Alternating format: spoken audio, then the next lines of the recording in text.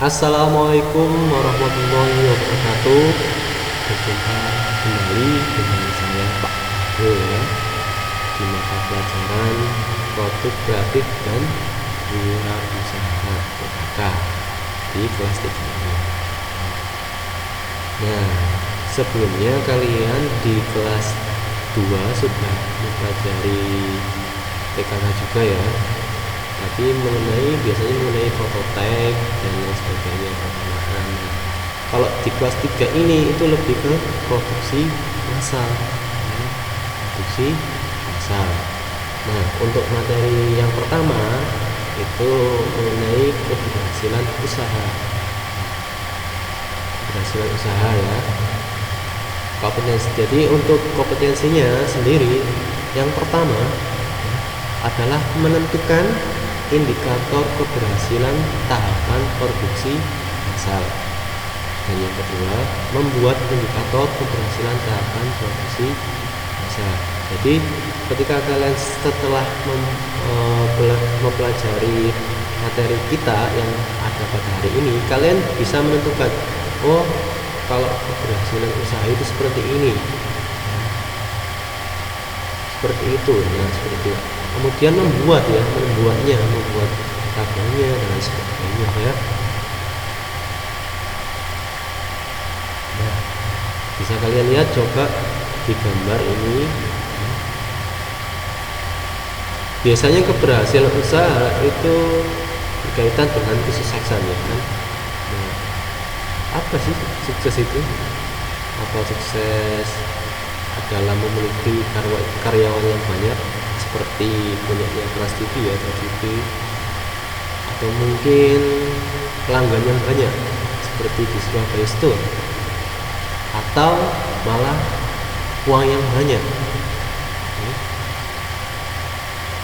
Sebenarnya keberhasilan usaha itu bisa dilihat dari adanya peningkatan kuantitas ya, peningkatan kuantitas seperti penambahan jumlah karyawan, bahan baku, peningkatan omset penjualan dan sebagainya ya.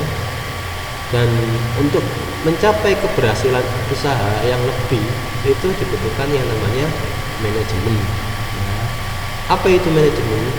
Manajemen sendiri itu adalah individu atau sekelompok manusia yang menjalankan sebuah organisasi ya. Nah, organisasi mereka itu memiliki tanggung jawab ya, untuk merencanakan, mengatur dan mengarahkan semua kegiatan di organisasi tersebut. Jadi ketika kita usaha pasti kita membutuhkan yang namanya orang lain ya, orang lain. Nah, kalau kita sudah membutuhkan orang lain, kita tadi membentuk yang namanya organisasi. Organisasi tadi bisa berjalan kalau ada yang namanya manajemen. Kalau manajemennya buruk pasti jalannya juga buruk ya. Kalau manajemennya baik pasti baik. Untuk keberhasilan usaha sendiri itu tidak identik dengan seberapa berhasilnya seorang mengumpulkan uang ya sebenarnya ya.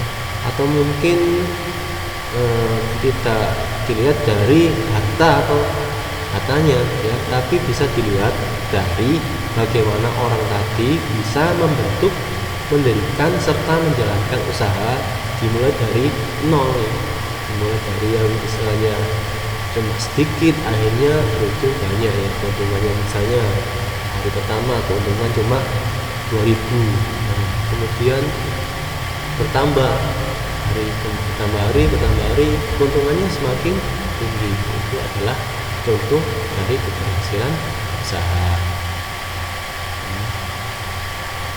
Nah, pengertiannya sendiri ya, pengertiannya keberhasilan usaha adalah sebuah usaha mengalami peningkatan dari hasil yang sebelumnya.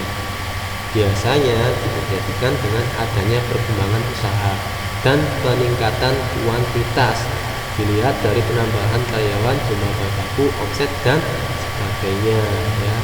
Jadi yang dinamakan keberhasilan usaha itu biasanya adalah adanya peningkatan tadi. yang mulai awalnya kita membangun usaha dari pinggir jalan dan mendapatkan sebuah restoran, ya itu namanya keberhasilan usaha, ada peningkatan.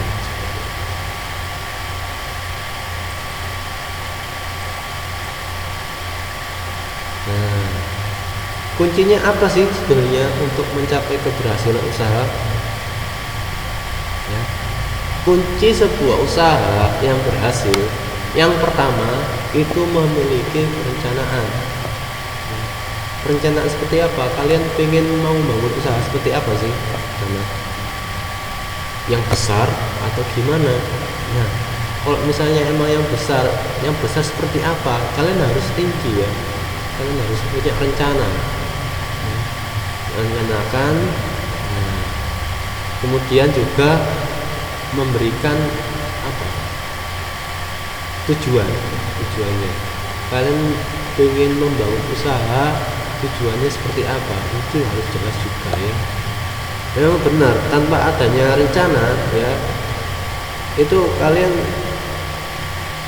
untuk memiliki peluang itu sangat kecil.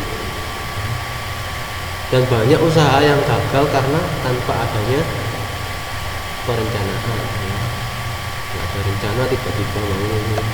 Pasti setiap usaha pasti ada rencana ya.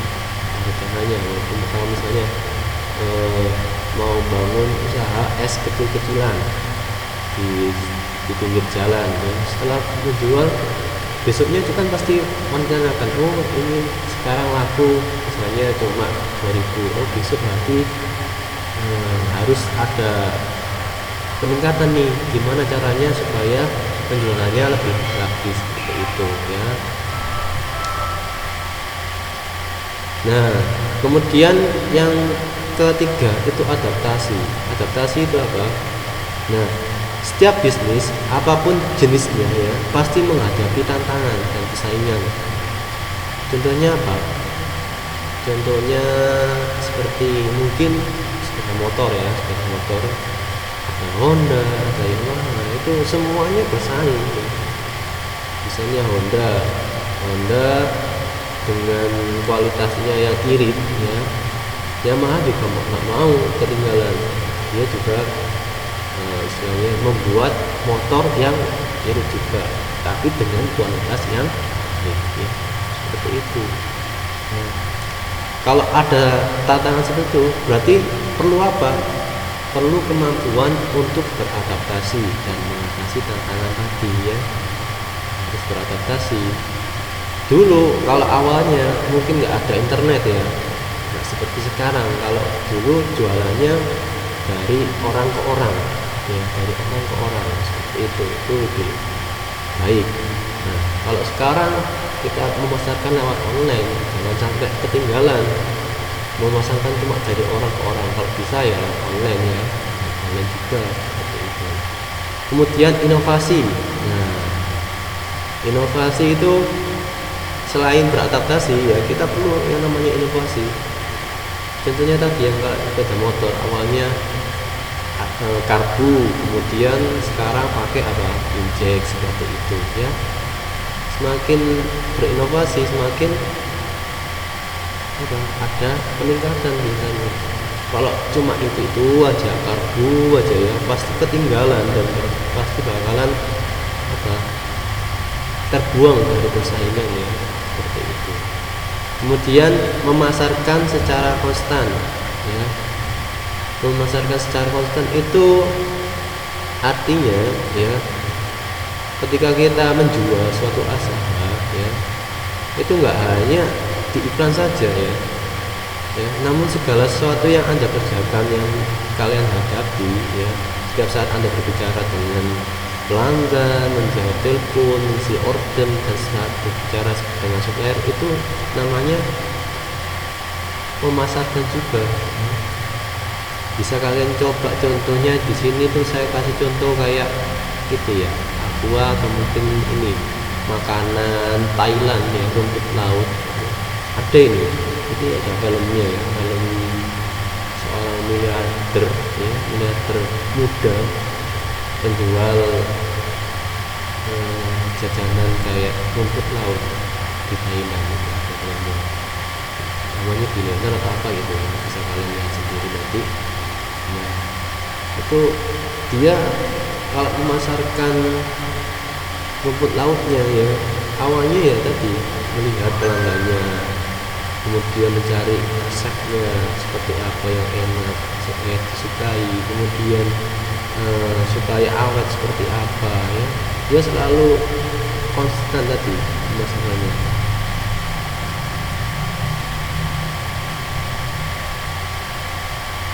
Ini berikutnya, nah faktor yang berpengaruh terhadap keberhasilan usaha. Nah ada beberapa faktor yang berpengaruh ya, maksudnya kalau misalnya tidak ada ini ya, keberhasilan usahanya itu masih kurang seperti itu. Yang pertama adalah kemauan dan tekad yang kuat. Kedua, memiliki modal yang cukup ya, bukan yang lebih ya, yang cukup. Mengetahui persis target pasar. Target pasar itu dalam artian kalau kalian mau jual usaha baju apa, baju buat siapa, buat anak-anak atau buat dewasa ya, dan sebagainya. Pelayanan yang baik, networking yang luas. Nah ini networking yang luas mungkin kalau sekarang itu berpengaruh pada ini ya, online, dunia online. Kalau dulu networknya kan masih berkendala dengan online ya, artian cuma ya ke orang lain saja ya, dari orang ke orang seperti itu. Kalau sekarang kan enak kita hadirkan ke dunia online atau mungkin kayak shopping ya, dan lain sebagainya ya, kita bisa menyelesaikan di situ dengan baik ya, yang memiliki networking yang luas, pemasaran yang efektif juga. Kemudian yang terakhir adalah inovasi ya. Nah, ini ya, inovasi itu perlu pasti ya. Kalau tanpa inovasi usahanya kalian pasti ini bakalan tertinggal ya, tertinggal oleh zaman seperti itu.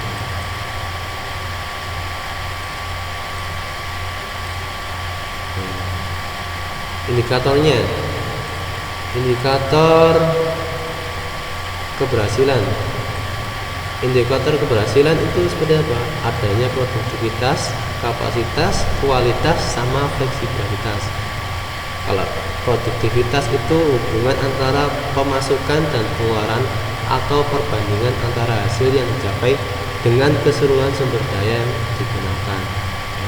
Yaitu ada pemasukan sama pengetahuannya, sama pengeluarannya seperti apa dibandingkan, itu namanya produktivitas. Kapasitas yaitu jumlah maksimum yang didapat pada suatu waktu tertentu. Kalau yang kualitas produk itu kadar baik buruknya nanti ya. Fleksibilitas itu kemampuan untuk memproduksi bermacam-macam produk tanpa membeli peralatan. Jadi peralatannya tadi walaupun satu ya, misalnya kita mau bikin roti ya. Nah, rotinya itu macam-macam tapi peralatannya ya cuma itu aja. Nah, itu namanya fleksibilitas ya. Nah, kemudian berikutnya adalah manajemen produksi. Kalau manajemen produksi untuk mengukur kinerja sistem produksi itu ada 3 ya. Nah, untuk mengukur kinerja sistem produksinya baik apa enggak itu ada 3. Pertama dari ongkos produksinya ya. Kemudian yang kualitas barangnya, dan yang ketiga adalah tingkat ya. Nah setelah kalian pelajari tadi, coba kalian kerjakan 3 soal ini tadi. Yang pertama, sebuah usaha ya mengalami menurunnya hasil itu artinya apa dan sebagainya ya. Nah kalau kalian sudah mengerjakan ini ya, kalian coba kumpulkan lewat WA saya atau mungkin lewat Instagram saya ya.